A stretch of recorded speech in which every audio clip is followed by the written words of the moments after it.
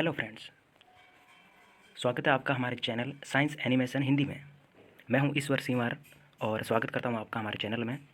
Friends, आज हमारा जो टॉपिक है वो है कोशिका के बारे में। आपने सुना ही होगा, जब बचपन में हम पढ़ाई करते थे तो टीचर कहते थे कि एक सुई की नोक पे हम हज़ारों लाखों कोशिकाओं को रख सकते हैं। तो आप सोच रहे होंगे कि कोशिका कितनी छोटी होगी उस समय, लेकिन हमें पता नहीं था कि अंदर से कोशिका का शेप कैसा होता है, कोशिका होती क्या है, अंदर से ये कैसी दिखाई देती है। तो आज हम उसी के बारे में अध्ययन करेंगे, अंदर से ये होती कैसी है, दिखाई कैसे देती है, कैसे अंदर से ये काम करती है। कोशिका की जो खोज की थी वो रॉबर्ट हुक ने 1665 में की थी। उन्होंने मृत कोशिका की खोज की थी। जीवित कोशिका की खोज 1674 में एंटोनी वॉन ल्यूवेनहॉक ने की थी। कोशिका जैसे दीवार ईंटों से मिलकर बनी होती है, वैसे ही हमारा शरीर है वो कोशिकाओं से मिलकर बना होता है। शरीर में जो संपूर्ण जो भी अंग वगैरह है सभी कोशिकाओं से ही बने होते हैं। कोशिका आकार में बहुत ही छोटी होती है। इसका आकार है वो माइक्रोमीटर के अंदर होता है, मतलब इतनी छोटी होती है कि इसको जो माइक्रोस्कोप होता है उसकी सहायता से हम देख सकते हैं, ऐसे नग्न आंखों से हम नहीं देख सकते। कोशिका, ये जो आपको दिखाई दे रही है ये है कोशिका।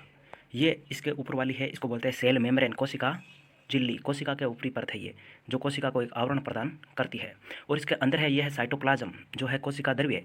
साइटोप्लाज्म कोशिका द्रव्य, कोशिका के अंदर कोशिका द्रव्य है वो केंद्रक और कोशिका भित्ति के बीच में होता है। और ये है डीएनए, जो दिखाई दे रहा है डीएनए, ये बीच वाली संरचना है, ये बीच वाली संरचना केंद्रक की संरचना है।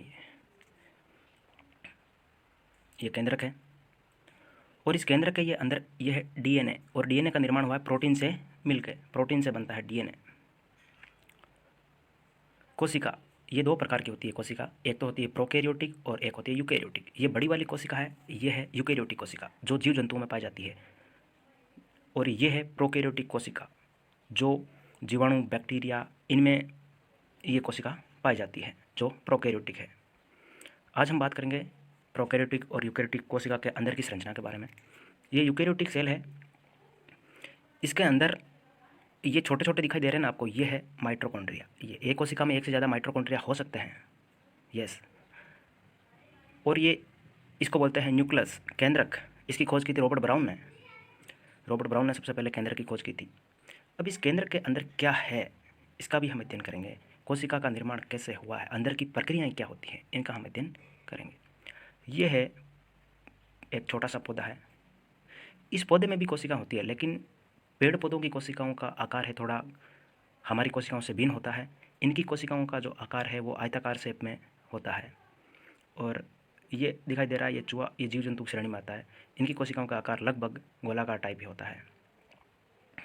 यह है यूकैरियोटिक कोशिका और यह प्रोकैरियोटिक। दोनों में फ़र्क इतना है कि इसमें केवल डीएनए रहता है, ये डीएनए है, और इसमें कोशिका के सभी अंग शामिल होते हैं।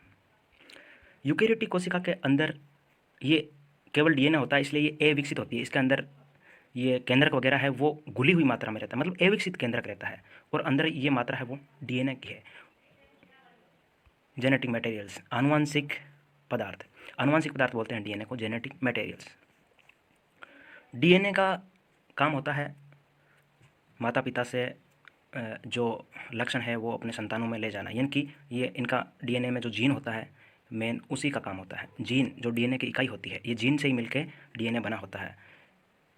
ये जो दिखाई दे रही है ना आपको, ये संरचना मुड़ी हुई, ये डीएनए है। ये डीएनए, ये प्रोकैरियोटिक कोशिका है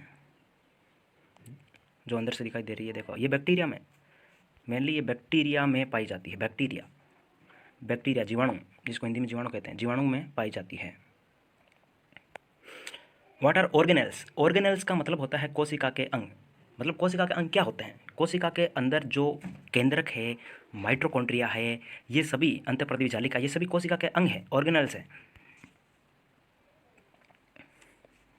ये देखो, ये अंदर वाले हैं ना, ये कोशिका के अंग है, माइटोकॉन्ड्रिया है। ये बीच में केंद्रक है। केंद्र के चारों ओर जो दिखाई दे रहा है आपको, ये आवरण, इसको बोलते हैं अंतःप्रदिवी जालिका। और ये बाहर वाला है, ये दिखाई दे रहा है ना अंग, इसको बोलते हैं गोल्जी काय। इनका काम क्या होता है, क्या क्या अंदर प्रोसेस होता है, उसके बारे में हम अभी समझेंगे। और जो ये लाल लाल दिखाई दे रहा है, ये माइटोकॉन्ड्रिया, कोशिका का शक्तिग्रह माइटोकॉन्ड्रिया कहते हैं, क्योंकि यही है, माइटोकॉन्ड्रिया ही है जो कोशिका को ऊर्जा प्रदान करता है, एनर्जी यहीं से मिलती है कोशिका को। ये बाहर वाली संरचना दिखाई दे रही है ना, ये बाहर वाली संरचना, इसको बोलते हैं अंतःपर्दवीय जालिका। अंतःपर्दवीय जालिका जो दो प्रकार की होती है, एक खुरदरी अंतःपर्दवीय जालिका, ये अंदर वाली खुरदरी, और ये बाहर वाली चिकनी अंतःपर्दवीय जालिका, दोनों का अलग अलग काम होता है। ये केंद्रक है। केंद्र के अंदर चले जाएं तो धागेनुमी संरचना दिखाई दे रही है, जिनको डीएनए कहते हैं, और ये पूरी धागेनुमी संरचना है, इसको क्रोमेटिन जालिका कहते हैं। क्रोमेटिन जालिका, ये क्रोमेटिन जालिका होती है। क्रोमेटिन जालिका है, ये डीएनए से मिलकर बनी होती है। क्रोमेटिन जालिका डीएनए से मिलकर बनी होती है, डीएनए और प्रोटीन से। डीएनए और प्रोटीन दोनों होते हैं क्रोमेटिन जालिका में। तो ये धागेनुमी संरचना, ये डीएनए है। ये डीएनए क्या करता है, जब कोशिका का विभाजन होता है, जब कोशिका का विभाजन होता है तो ये डीएनए है वो जुड़ के गुणसूत्रों में कन्वर्ट हो जाते हैं। किसमें? गुणसूत्रों में, कोशिका के विभाजन के समय। इस पूरी जालिका को क्रोमेटिन जालिका कहते हैं। ये क्रोमेटिन जालिका है, ये केंद्र के अंदर की संरचना है, दिखाई दे रही है, ये केंद्र के अंदर की संरचना है। इसको बोलते हैं न्यूक्लियर मेम्ब्रेन, कोशिका झिल्ली। ये कोशिका के बाहर वाला आवरण, कोशिका झिल्ली। हालांकि पेड़ पौधों में कोशिका भित्ति भी पाई जाती है, जो पेड़ पौधों को बाहरी संरचना और आवरण प्रदान करती है। ये अंदर दिखाई दे रहा है ना, ये प्रोसेस हो रहा है, गुणसूत्र में कन्वर्ट हो रही है। कौन? क्रोमेटिन जालिका। क्रोमेटिन जालिका जो डीएनए है वो गुणसूत्र में कन्वर्ट हो रहा है, ये गुणसूत्र बन गए, ये क्रोमोसोम, गुणसूत्र। जब कोशिका विभाजन होता है तो ये प्रोसेस होता है गुणसूत्र वाला, ये गुणसूत्र है, ये संरचना गुणसूत्र की है। और गुणसूत्र भी, क्योंकि ये पूरा डीएनए और प्रोटीन से मिलकर बना होता है, तो गुणसूत्र भी किससे मिलकर बना होता है? डीएनए और प्रोटीन से, क्योंकि इसी क्रोमेटिन जालिका से गुणसूत्र का निर्माण हुआ है। ये बीच में आपको दिखाई दे रही है संरचना, ये क्या है? ये है केंद्रिका। केंद्र के अंदर है ये केंद्रिका, केंद्र के अंदर होती है केंद्रिका। न्यूक्लियोलस, इंग्लिश में न्यूक्लियोलस कहते हैं केंद्रिका, और जो पूरे इस धागेनुमा संरचना से क्रोमेटिन से जुड़ी होती है केंद्रिका। ये दिखाई दे रहा है, केंद्रिका से जो निकल रहा है वो निकल रहा है राइबोसोम। अब राइबोसोम क्या होते हैं वो भी देखेंगे हम। राइबोसोम जो केंद्रिका से बाहर निकल रहे होते हैं, राइबोसोम अंदर भी होते हैं और बाहर भी। कोशिका के अंदर जो माइटोकॉन्ड्रिया होता है उसमें राइबोसोम होता है। और जो राइबोसोम ये जो बाहर निकला, ये बाहर निकला यहाँ से, ये केंद्र के ऊपर छोटे छोटे रोम होते हैं, छेद, इनसे निकला है मैसेंजर आरएनए, एमआरएनए, एमआरएनए, इसको बोलते हैं मैसेंजर आरएनए। और ये मैसेंजर आरएनए होता है, इसमें ये प्रोटीन और डीएनए से मिलकर बना होता है मैसेंजर आरएनए। ये बाहर जाके, ये बाहर वाले अंतःपर्दवीय जालिका है, इस पे जो राइबोसोम होते हैं उनसे जुड़ते हैं, राइबोसोम से, और जुड़ के ये राइबोसोम है वो इस अंतःपर्दवीय जालिका पे चिपक जाते हैं। खुरदरी अंतःपर्दवीय जालिका पर राइबोसोम चिपक जाते हैं। जबकि जो चिकनी अंतःपर्दवीय जालिका है वो राइबोसोम को नहीं चिपकाती है, उस पर वसा का जो संश्लेषण होता है वो होता है ये चिकनी अंतःपर्दवीय से। खुरदरी अंतःपर्दवीय जालिका पे राइबोसोम चिपक जाते हैं। और ये राइबोसोम है, ये राइबोसोम प्रोटीन का निर्माण करते हैं, प्रोटीन, इसलिए इनको प्रोटीन की फैक्ट्री कहते हैं। प्रोटीन की फैक्ट्री राइबोसोम को कहते हैं। जब यहाँ से एमआरएनए आता है और एमआरएनए आके यहाँ से जो टीआरएनए है उसके साथ संयोग करके ये राइबोसोम के अंदर फिट होता है, तो राइबोसोम प्रोटीन निकालती है अंदर से, इसलिए राइबोसोम को प्रोटीन की फैक्ट्री कहते हैं। और ये प्रोटीन जो संश्लेषण का काम होता है वो राइबोसोम का होता है। और ये राइबोसोम जो खुरदरी अंतःपर्दवीय जालिका है इस पे चिपके रहता है। ये पूरी अंतःपर्दवीय जालिका है जो केंद्र के चारों ओर होती है। ये राइबोसोम अंदर प्रोटीन का निर्माण करके इनका प्रोसेस होता है फिर गोल्जी काय की ओर बढ़ना। इनकी राइबोसोम को गोल्जी काय तक ले जाने का जो काम है, स्थानांतरण काम, वो ये अंतःपर्दवीय जालिका करती है। इसका मतलब अंतःपर्दवीय जालिका का जो मेन जो वर्क हो गया वो हो गया कि राइबोसोम्स को, राइबोसोम्स में से जो प्रोटीन निकलती है उनको, राइबोसोम्स को कहाँ तक ले जाना? गोल्जी काय तक ले जाना। ये गोल्जी काय जो है ये अंतःपर्दवीय जालिका के बाहर कोशिका द्रव्य में मौजूद होती है। ये अंतःपर्दवीय जालिका दो प्रकार की होती है, एक तो है रफ एंडोप्लाज्मिक रेटिकुलम यानी कि खुरदरी अंतःपर्दवीय जालिका, और एक दूसरा इसका प्रकार होता है वो होता है smooth endoplasmic reticulum, SER, Khurd, ये चिकनी अंतःपर्दवीय जालिका, और रफ एंडोप्लाज्मिक खुरदरी, दो प्रकार की हो गई अंतःपर्दवीय जालिका। खुरदरी का कार्य है राइबोसोम को चिपकाना, यानी कि राइबोसोम जो प्रोटीन का निर्माण करते हैं। फिर ये देखो, ये राइबोसोम से प्रोटीन निकली है, और ये दिखाई दे रहे हैं ना आपको, ये है एमिनो एसिड, जो जिनकी संख्या होती है 20, एक प्रोटीन में 20 तक एमिनो एसिड होते हैं। ये एमिनो एसिड जब मिलते हैं, एमिनो एसिड जब मिलते हैं तो क्या बनते हैं? प्रोटीन बनता है, क्योंकि प्रोटीन की इकाई है वो एमिनो एसिड होती है। ये एमिनो एसिड है और ये प्रोटीन है, ये राइबोसोम में से निकला है, इसलिए राइबोसोम को प्रोटीन की फैक्ट्री कहा जाता है। ये प्रोटीन है, और ये प्रोटीन किससे मिलकर बनी होती है? डीएनए और मतलब डीएनए से प्रोटीन बनती है, जो डीएनए निकला था अंदर से उससे प्रोटीन बनती है, और डीएनए है वो प्रोटीन से मिलकर बना होता है। ये प्रोटीन है, ये अंतःपर्देवी जालिका से चिपक के, ये अंतःपर्देवी जालिका का एक आवरण बन गया इस प्रोटीन पे, और ये अब गति करता हुआ चला जाता है गोल्जी काय के पास। गोल्जी काय के पास चला जाता है ये प्रोटीन, ये गोल्जी काय की ओर बढ़ रहा है। इसका मतलब जो जो अंतःपर्देवी जालिका है, इसका काम यही हो गया कि प्रोटीन को गोल्जी काय तक ले जाना, गोल्जी काय तक ले जाना। ये गोल्जी काय, ये संरचना दिखाई दे रही है, ये गोल्जी काय है, और प्रोटीन को गोल्जी काय तक ले जाने का काम अंतःपर्देवी जालिका का हो गया। ये प्रोटीन गोल्जी काय की ओर बढ़ रही है। अब ये प्रोटीन क्या करती है, गोल्जी काय के अंदर शामिल हो जाती है। ये गोल्जी काय के अंदर शामिल हो रही है, ये प्रोटीन है, ये लो गोल्जी काय के अंदर चली गई।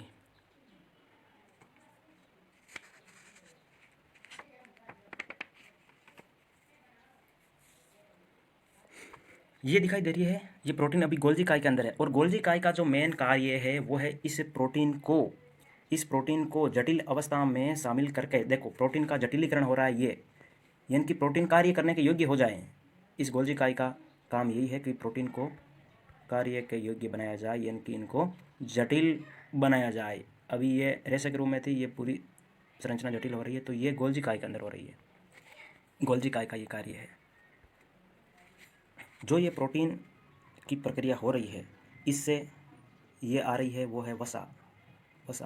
और वसा है वो अटैच होती है किसे, प्रोटीन से आके, और वसा को कन्वर्ट कर देता है ये प्रोटीन में। ये लिपिड है वसा, जो प्रोटीन के अंदर कन्वर्ट हो जाती है।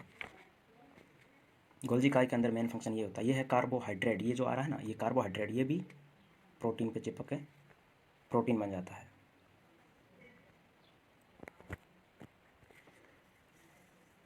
ये तो दो कोशिका दिखाई दे रही है, एक तो है प्लांट सेल, पादप कोशिका है, और ये है एनिमल सेल, ये है जंतु कोशिका।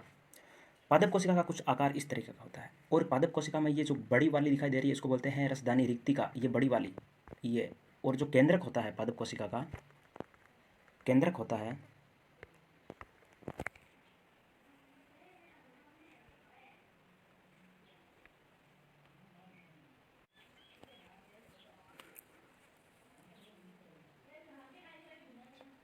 ये पादप कोशिका है, और ये है जंतु कोशिका। पादप कोशिका का के अंदर है वो ये बड़ी सी रिक्तिका होती है, और रिक्तिका का काम है जो अंदर जो पदार्थ होते हैं, जो विषैले पदार्थ वगैरह, वो ये अपने अंदर ले लेती है। तरल पदार्थ भरा रहता है इसमें रिक्तिका में। ये इसका केंद्रक है पादप कोशिका का, थोड़ा साइड में होता है। जंतु कोशिका में एकदम बीच में होता है, ये थोड़ा बहुत साइड में है। और ये जो साइड में दिखाई दे रहे हैं ये क्लोरोफिल है, क्लोरोफिल जो प्रकाश संश्लेषण का कार्य करते हैं।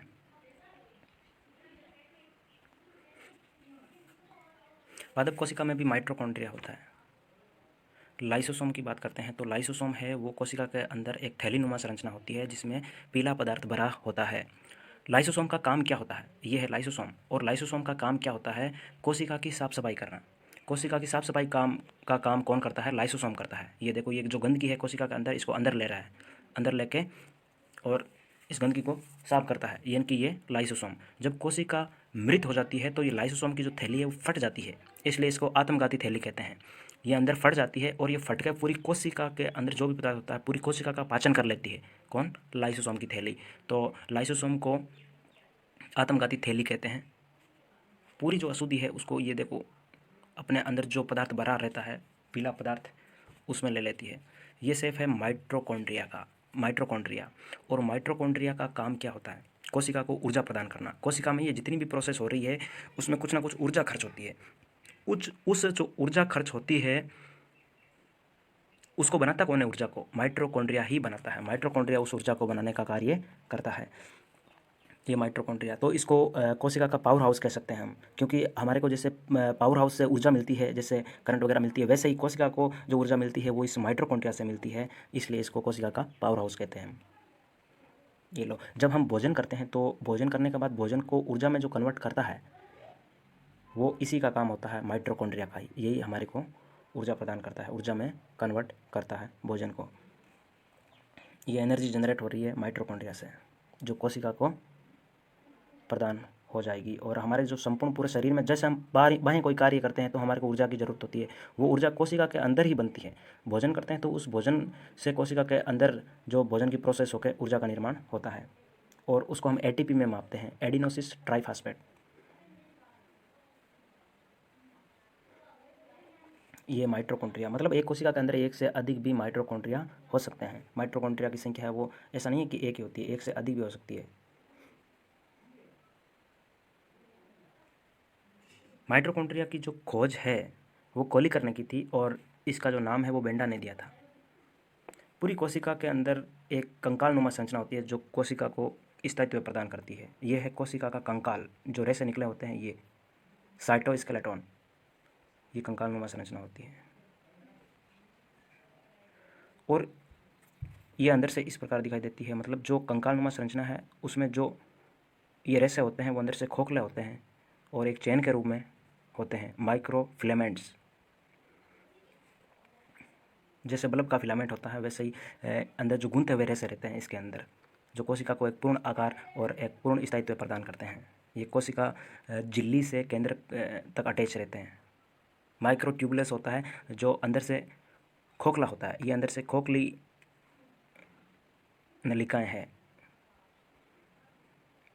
ये दिखाई दे रहा है प्लांट। प्लांट के अंदर जो कोशिका है, पूरे प्लांट में वैसे कोशिका शामिल होती है और कोशिकाएं मिलकर ऊतक का निर्माण करती है। प्लांट में ऊतक होते हैं, जैसे जाइलम है, फ्लोएम है। जाइलम का काम है जल को ले जाना और फ्लोएम का काम है भोजन को पेड़ पौधों में स्थानांतरित करने का काम फ्लोएम का होता है। पादप का ये एक सेफ है, पादप का पर्ण है ये। इस पर्ण के अंदर हम देखें, ऐसे नहीं देख सकते, हम सूक्ष्मदर्शी से देख सकते हैं। देखें तो अंदर हमारे को इस प्रकार की एक डिजाइन मिलती है और ये है प्लांट सेल, कोशिका है ये पादप कोशिका है। पेड़ पौधों में भी कोशिका होती है। जैसे दीवार का निर्माण ईंटों से हुआ, वैसे भी जो पेड़ पौधा है, जैसे हमारा शरीर है, उसका निर्माण कोशिका से मिलकर बना हुआ। जैसे ये देखो, ये इसके अंदर देखें तो ये है क्लोरोप्लास्ट, ये क्लोरोप्लास्ट है। और इस क्लोरोप्लास्ट में जैसे हमारी जो कोशिका है, जैसे जीवों की, ये पादप कोशिका का जो दिखाई दे रहा है ये पादप कोशिका का शेप है।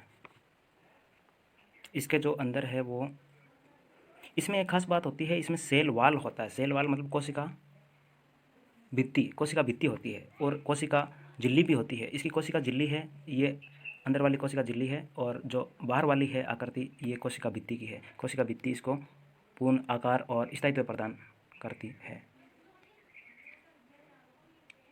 ओके फ्रेंड्स, आज के लिए इतना ही। आगे भी ऐसे ही वीडियो देखने के लिए चैनल को सब्सक्राइब जरूर करें और अपने भाई बहनों को जिनको इनकी ज़रूरत है, कोशिका की पढ़ने की ज़रूरत है, उनको भी सेंड करें। जय हिंद, जय भारत।